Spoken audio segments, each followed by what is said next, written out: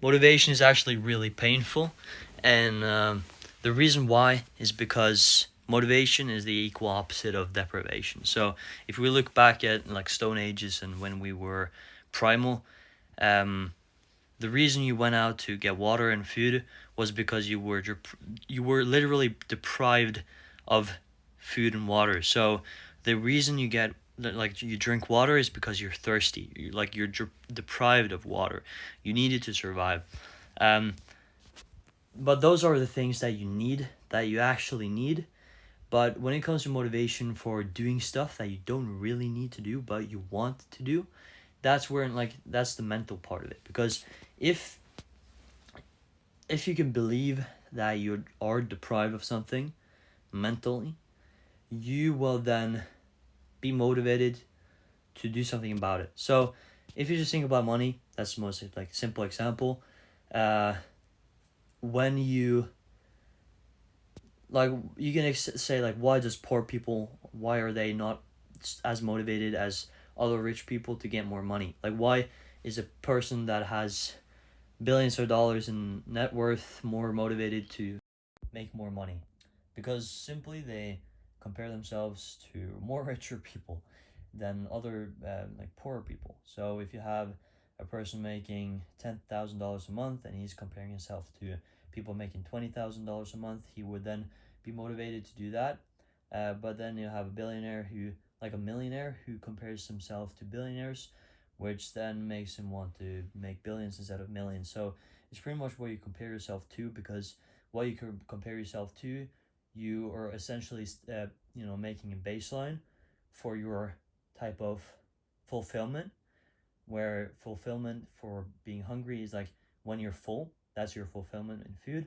And if you're comparing yourself to others, that's kind of where you set your standpoint when it comes to the fulfillment in terms of success and like those type of stuff.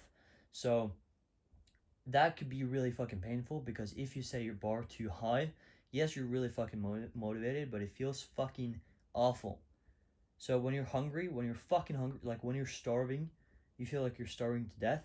That is really fucking painful. But you're really fucking like motivated as well, and it's high likelihood that you will either die or you would like get food. Not like you will get that food. So it could be really fucking you could be really motivated, but being really motivated is really fucking painful, because you have to be really deprived to be able to be that much motivated. And depression, like deprivation, it feels like it does not feel good. So the trade-off of being really motivated is deprivation, and that's when you have like things like gratitude, which is just being okay with what you have, but then as a result of that, you're less motivated to move forward. So everything is a trade-off, and as always, um, do what the fuck you want with your life.